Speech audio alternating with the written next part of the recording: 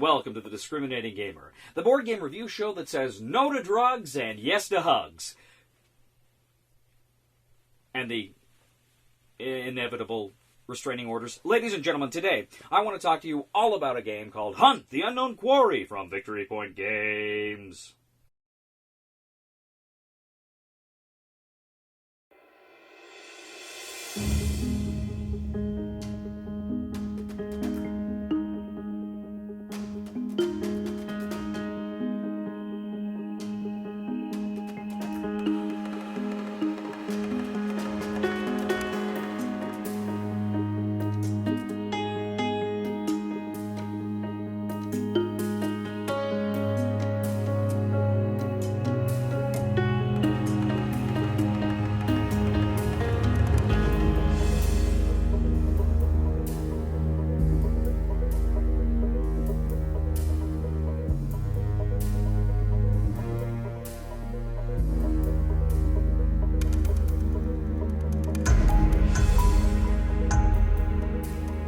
In Hunt the Unknown Quarry from Victory Point Games, 3 to 6 players are going to attempt to find and defeat a monster, and it's one of you. That's right, this is a hidden traitor game, and it's a pretty unique hidden traitor games in a lot of ways. Now, at the beginning of the game, you're going to have 5 monster cards. And what you're going to do is you're going to shuffle these, you're going to mix them up, you're going to draw out 2 of them, but nobody knows what they are. You're also going to draw some other various item cards that have the same back, and you're all going to put them down depending on the number of players. That's how many of these decks you have of 2 cards.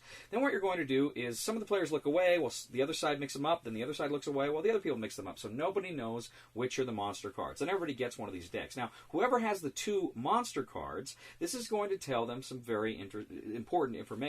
First of all, it's going to tell them they are the traitor. They're the monster in the game. But also it's going to tell them which kind of monster they are, because the monster cards don't represent the monsters themselves. Rather, they represent monster traits, like biting or strength or magic or whatever. And then what's going to happen is, depending on what the two monster characteristics are, that's going to tell them which monster they are. Everybody has a little player screen, a little player board. They can look right on there and they can see which 2 cards make them that particular monster. And of course, it could be all things like a vampire, a gorgon, real just interesting and fun monsters that we all know and love. Players then, who are not the monster, they get item cards. Some of these may be weapons, they may be things just to help them out. Everybody's going to have a player screen. They're also going to have an energy card, which is face out. Now, behind their energy screen, however, they are going to have a paper that kind of has their little information that they can tick stuff off. When they find information that they think narrows down exactly what kind of a monster it is they're fighting, they can cross stuff off. If ever they want to make notes about what cards or when in certain locations, they can mark stuff off there. So they've got this information that they have got to keep hidden. Players, on their turns, can do different actions. They can move.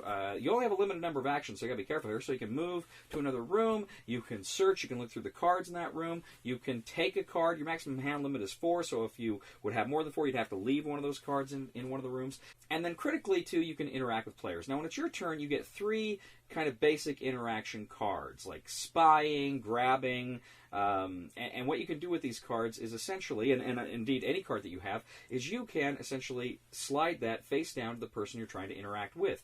Now, you roll a die. Some of these things have a die roll, and depending on what the die roll is, that may affect the person in certain ways. They look at it, they can say, okay, it affects me or it doesn't affect me, and how it affects me, so you're going to write stuff down. And even if it doesn't affect you, you may want to pretend you're writing stuff down just to throw people off, and other people as well, and then you slide it back. Now, you can attack people this way. Now, if it's the monster you are attacking, you have to consult kind of the card. It's got this kind of round sphere with all these little monster symbols. If you are the monster and that monster symbol is present, it affects you. Otherwise, it'll tell if it affects everybody, like a shotgun, or if it just affects certain kind of monsters, some of these more unique items. Now, what you're going to do then is go around searching, and when you in the different rooms, you can hopefully find some of those other monster cards that were laid there, because you mix all the cards together after that initial divvying of them up, and you place them in the different rooms in the house.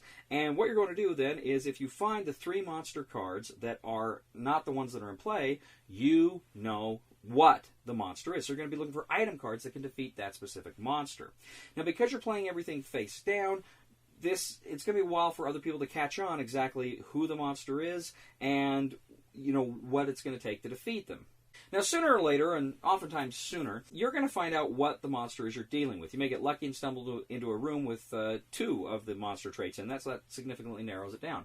But you're going to figure out who the monster is, or what the monster is, pretty quickly. And then just kind of through trial and error, you may get a good idea of who the monster is, again, before too quickly. But there gets a point where pretty much everybody will know who the monster is and what he is. So you're fighting him, and there's going to be things that mitigate die rolls. You've got that energy card that's face up, and that can be tilted to be spent once, or it can be flipped over to be spent twice. That will give you kind of extra actions and extra things you can do on your turn. And so all these things come together, and the point is that the hunters are trying to find that monster, and they're trying to defeat him. And what they're going to do is they're going to fight him, and if he takes wounds equal to the number of players, he's done. He's out of the game. But if the hunters take wounds, 3 wounds, they're crippled. They don't have to announce it immediately, but they will eventually, and that means they can only do certain actions here. There's only certain things they can do, or it may mitigate their die rolls or do some pretty nasty things. Better not to be crippled in this manner if you can help it. Now, this is not a cooperative game. All of the hunters are not working together. There can only be one winner. So whoever kind of strikes the killing blow at the monster, they are the winner. And, of course, the monster wins if he succeeds in crippling all of the hunters. And that was just a bare, brief overview of the rules, just a very basic overview. There's a lot more to this game. There's a lot more going on here. The game, just to look at it, is somewhat reminiscent of Clue, and, say, Mystery of the Abbey. The board looks like it. It is kind of one of these not only hidden traitor games, but kind of hidden deduction games. And there's a lot of secret information in this game. Now, that is probably my biggest criticism of the game. There has to be a lot of secret information in this game. That's the only way this game works. If people see what kind of cards you're passing back and forth, it'll ruin stuff. And what this means is it absolutely depends on all of the players understanding all of the rules going into it. And I got to tell you, these first games of Hunt the Unknown Quarry are brutal. They're brutal because, if you're like me, you read the rules, but you kind of learn by doing. And a lot of games are very forgiving for that. I'd say probably most games are kind of forgiving, at least in that first game when you're trying to learn it, they can be quite forgiving. This is a game that it will break if people don't know the rules pretty much going into it. They won't understand the iconography, they won't understand what they need to do. That's tough, that's brutal. Now stay with me. If you can get through those initial games, and if everybody can understand the fundamental and important game concepts and how critical that secret information component is to this game, it's a fun game. It's a lot of fun. Pretty big hump you got to get over, but once you do, this is actually a really good game. It's a good hidden traitor game. Not my favorite hidden traitor game. There's some that do it a lot better, but they're very different game. Those are very different games in other respects too. But still, for what this is, it's certainly a better game than Clue, I think. I don't know I like it as much as Mystery of the Abbey. But again, it's a very different game from Mystery of the Abbey. But it's interesting. I really like the monster mechanic, how you are trying to hunt down the monster. If anything, again, a minor criticism there. I wish it was even harder. I wish there were more options for the monster. I wish it took a little bit longer to figure out what the monster is, because it seemed like it happened fairly quickly in the games we played. But still, it's fun. I like those mechanics. I like the options that you have. I like the energy, how you can spend that to get certain bonuses there. You can get trapped into corners, especially if you're crippled. It becomes very hard to win the game. And I really like the fact that even though this is a hidden traitor game, it's not cooperative. I like that. Now again, just the last person that fires that last winning shot at the monster is going to be the winner. That's a little scary, but still, overall, I like that it's not cooperative. The fact of the matter is, in any kind of hidden traitor game, there are always some little wonky rules that you kind of have to dance around a little bit. It just seems that any secret information game kind of requires a little bit of wonkiness. And this game has its share of wonkiness. But still, all told, if you can learn the basics, if you can get that down, I think Hunt the Unknown Quarry is a fun and interesting game. Now, my recommendation, because of that huge hump you got to get over with that first game, I'm not comfortable just saying go out and buy it. I am going to give this game a try it before you buy it, but I'm going to give it a very positive try it before you buy it. I think if you're willing to work with it, if you're willing to play a few of those games that maybe don't quite work the first time and stick with it, I think you'll like this game. I think it's a fun, I think it's an interesting, I think it's a unique game. It's got some things going on here I don't think I've really seen before in this combination of mechanics and what have you. So I like it.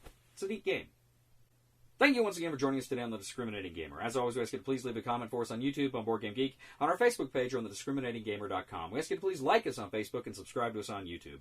We are The Discriminating Gamer, and I got to tell you, you want a Hidden Traitor game? We got to make a Benedict Arnold Hidden Traitor game. That would be the perfect one. He's like trying to sell West Point. You got to try to stop him. Or maybe all the revolutionary generals are potentially traitors, even Washington. Ooh, gosh. Call me. If you're a game developer, I got this one. Call me. Please somebody help me on my feet again. And I don't know where I'm going, and I don't know where I've been. Please somebody help me on the solid ground. It's a long time, and I'll be dying. Once a year I wind up in the band. I am the ghost of Count Dracula. Oh, you know what? That's kind of dumb. I'm sorry I did that. Let's pretend I didn't say that. Let's move on, okay? Just move.